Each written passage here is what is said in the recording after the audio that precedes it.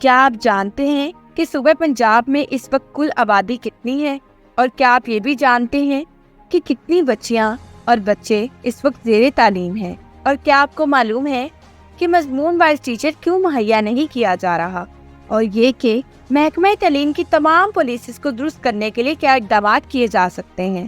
ان سب سوالات کے جوابات جاننے کے لیے ہماری اس ویڈیو کو اینڈ تک لازمی دیکھیے۔ صوبہ پنجاب کی اس وقت کل آبادی 12,74,74,000 ہے، جس میں اس وقت primary schools 32,360، middle schools 7,218، high schools 8,008، جبکہ 8,038 ہائر سیکنڈری سکولز ہیں اور کل سکولز 48,504 ہیں۔ 58,37,960 بوائز اور 59,99,171 گرلز زیر تعلیم ہے۔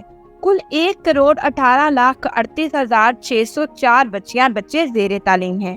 ان سکولز میں ٹیچنگ سٹاف کی گریڈ 14 سے لے کر گریڈ 20 تک 45,554 اسامیاں، جس میں 33,08,647 اساتذہ کام کر رہے ہیں، جبکہ 1,11,907 اسامیاں حالی ہیں، جس میں پرائمری ٹیچرز 7,882 اسامیاں میڈل کے، جبکہ 22,230 ہائی کے، اور جبکہ 7,130 سبجیکٹ اسپیشلسٹ کی، 6,990 اور گریڈ 17 سے گریڈ 20 تک ہیڈز کی 4,033 اسامیاں حالی ہیں۔ موجودہ کام کرنے والے اساتذہ کی تعلیم ماسٹر لیول 70%، گریجویٹ 4 سالہ 13%، گریجویٹ 2 سالہ 5%، انٹر 2% اور میٹرک 5% ہے۔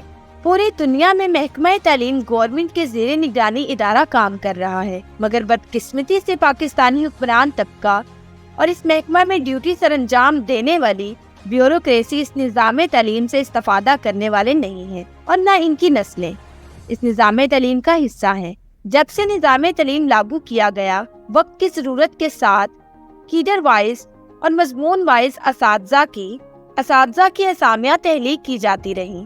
ساتھ آبادی کے اضافہ کے ساتھ ان اسامیوں میں بھی اضافہ ہوتا رہا۔ اب جبکہ کل منظور شدہ اسامیوں کے 1.25 لاکھ اساتذہ اور ہیڈ ٹیچرز کے منظور شدہ اسامیوں کے 60% اسامیاں حالی ہیں، اور بطور گریڈ 16 ہیڈز انچارج کام کر رہے ہیں۔ اس سے نہ صرف ان کے مضمون کی پڑھائی متاثر ہو رہی ہے، بلکہ سکولز کی کارکردگی بھی متاثر ہو رہی ہے۔ پرائمری سے لے کر نصاب تو جدید دیا جا رہا ہے، لیکن اس جدید نصاب سے ہم آہنگ وقت پر مضمون وائز ٹیچر تسلسل مہیا نہیں کیا جا رہا، جس کی بدولت آرٹس کا ٹیچر سائنس کا ٹیچر آرٹس پڑھانے پر مجبور ہے۔ پڑھانا اور سکھانا دو علیحدہ عمل ہے۔ پرائمری ایجوکیشن پڑھانے کی نہیں، سکھانے کی ایجوکیشن ہے، جس کے لیے انگلش، اردو، خوش ماہر احتیاطی فن آرٹس ماہر زبان اردو، انگلش، عربی اور یا متعلقہ مضمون کا ہونا ضروری ہے۔ میڈل میں زراعت، جغرافیہ، تاریخ، کمپیوٹر، انگلش، ریاضی اور سائنس میں جدت تو لائی گئی ہے، لیکن عصر حاضر کے مطابق اساتذہ کو نہیں لایا جا رہا۔ ساتھ ہائی سکولز میں ماہر مضامین کی بھی دقت کے لحاظ سے ریکوائرمنٹ نہ کی گئی۔ اب ان تمام پر شدہ اسامیوں کو بجٹ کے ساتھ تولا تو جاتا ہے، لیکن وقت، جدت اور آبادی کے مطابق ایک ترتیب اور تسلسل سے نہیں چلایا جا رہا۔ صوبہ کی پالیسیز کو وہ پالیسی میکر تشکیل دے رہے ہیں جو نہ تو آبادی کی تناسب ذہنی و معاشرتی لیول سے واقف ہے، اور نہ ان کو اس کا احساس ہے کہ جو وہ لیول تھوپ رہے ہیں، اس کے تھوپنے سے انجام کیا ہو سکتا ہے۔ ان تمام امور سے کوالٹی آف ایجوکیشن پر شدید ترین اثرات پڑ رہے ہیں، جس کا ذمہ آئین نافذ کار استاد کہلاتا ہے اور اسے سزا کا مستحق ٹھہرایا جاتا ہے۔ اس وقت جو محکمہ تعلیم میں چیک اینڈ بیلنس سسٹم ہے، وہ انتہائی ناقص اور بے سود ہے۔ پورے سسٹم خاطر خواہ نتائج کے حصول میں کسی پالیسی میں تسلسل نہیں، سیاسی عدم استحکام، ان پڑھ سیاسی اشرافیہ تمام سیاسی پارٹیوں پر قابض ہے، جو برسر اقتدار آ کر اپنی شہرت کے لیے ان محکموں کو گھر کو لونڈی سمجھتی ہے۔ غیر قانونی اثر رسوخ اور فوائد کے لیے خلاف میرٹ ایجوکیشن افسران کی تقرری اس محکمہ تباہی کا پیش خیمہ ہے، اور کوئی بھی سیاسی پارٹی اس سے دوری نہ حاصل کر سکی۔ بالخصوص درجہ چہارہ ملازمین سے کلرک تک کی سیاسی بھرتی اس وقت محکمہ ایجوکیشن کے گلے کی ہڈی بنی ہوئی ہے۔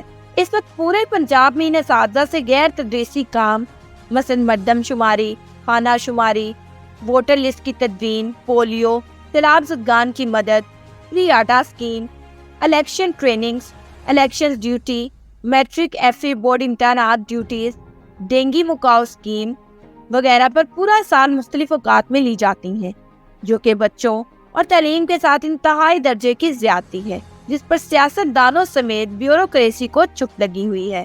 محکمہ اسکولز پنجاب کی اکثر زمینیں محکمہ کے نام فی سبیل اللہ وقف کی گئی ہیں یا مخیر حضرات نے خرید کر دی۔ ان اکثر میں بنیادی ضرورتیں بھی ڈونیشن سے اہل علاقہ نے پوری کی ہیں۔ اب پنجاب حکومت 1000 سے زائد اسکولز مسلم ہینڈز کے حوالے کرنے اور مختلف اضلاع میں چلنے والے اچھے اسکولز ACs کے ذریعے DCs کے متحد کر کے انہیں ماڈلز کا نام دیا جا رہا ہے۔ سوال یہ پیدا ہوتا ہے کہ اچھے اسکولز جن کے ہیڈز اور سٹاف نے ٹیم ورک اور محنت سے اسکولز کا نام بنایا، ان کو بنیاد بنا کر اس طرح کا سٹاف تسلسل سے زوال پذیر اسکولز کو کیوں نہیں دیا جا رہا؟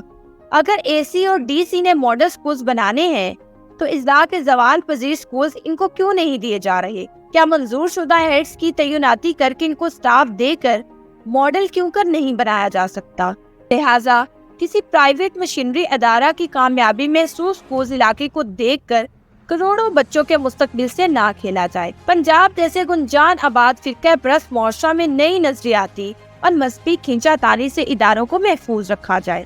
وہ تمام امور چاہے سیاسی ہوں یا غیر تدریسی ڈیوٹیز اور مضمون وائز ٹیچرز کی حالیہ اسامیوں پر یا مستقل ہیڈز کی تعیناتیاں ہوں، ان پر اثر نو جائزہ لینے کی ضرورت ہے۔ مجھے امید ہے کہ ہمارے ناظرین کے لیے آج کی ویڈیو بہت ہی انفارمیٹیو رہی ہوگی، اور اگر آپ چاہتے ہیں کہ ہم ایسے ہی آپ کے ساتھ اہم موضوع شیئر کرتے رہیں تو ہمارے چینل کو لائک، شیئر اور سبسکرائب کرنا مت بھولیں، اور بیل آئیکن کا بٹن ضرور پریس کریں تاکہ ہر نئی ویڈیو کا نوٹیفیکیشن آپ کو آپ کی اسکرین پر ملے۔ اب میں آپ سے اجازت چاہوں گی۔ شکریہ، اللہ حافظ۔